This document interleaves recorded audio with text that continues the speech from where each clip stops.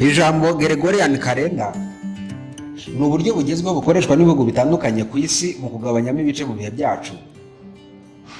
Mu mezi 12 yagize umwaka, Gregorian calendar igena ko buri kwezi kugira hagati y'iminsi 28 na 31, byose hamwe bikaba iminsi 365.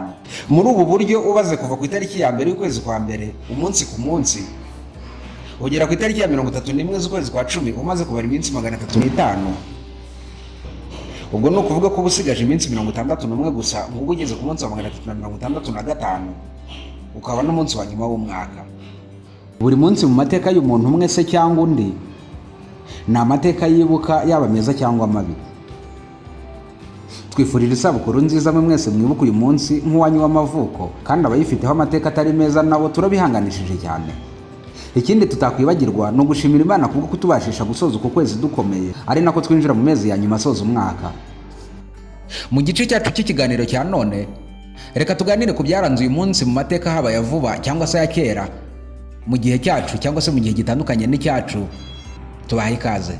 Nitwa Antoine abakwizera Imana. Ku itariki 31 z'ukwezi kwa 10 umwaka w'1941 hatashywe umusozi ndangamateka wa Mount Rushmore National Memorial.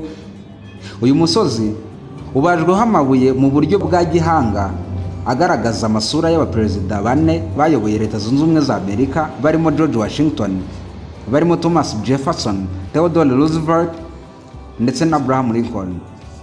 Ku itariki 31 z'ukwa 10 umwaka w'1954 mu ntambara ya Algeria yo guharanira ubwigenge yiswe Algerian War for Liberty, ishyaka rya FLN cyangwa se Front de Liberation Nationale ryatangiye kurwana ku mugaragaro iyubahiriza ry'amategeko y'Ubufaransa. Abangaba ni nabo bari bakolonije Algeria. Ku itariki ya 31 y'ukwezi kwa 10 umwaka w'1956 Ubufaransa n'Ubwongereza bagabye ibitero kuri Misiri. Iki gihe basabaga ko bafungura ibyiswe umunigo cyangwa se canal bwa Suez.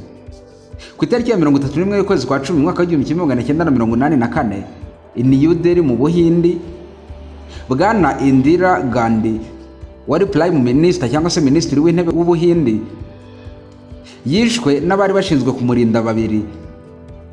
Ubu bwicanyi bwakurikiwe n'akaduruvayo kaguyemo abantu hafi y'ibihumbi 10. Ku itariki ya 31 kandi y'ukwezi kwa 10 umwaka w'1998 muri Iraq habayeho urujya n'uruza rw'imbunda n'intwaro za kirimbuzi. Ibi byanatumye Iraq icana uwaka na Leta Zunze Ubumwe za Amerika. Mu 1999 ku itariki 31 y'ukwezi kwa 10 indege ya Egypt Air Flight 990 yakoreye impanuka ahitwa Nantucket muri Massachusetts. Iki gihe yari ivuye New York muri Amerika yerekeza i Cairo mu Misiri. Abantu 217 bose bahitanwe n'iyi mpanuka. Ni naha dusubikiye igice muri iki kiganiro, kandi tubashimira iteka ko mutwumva. Nitwa Antoine abakwizera Imana, naho utaha.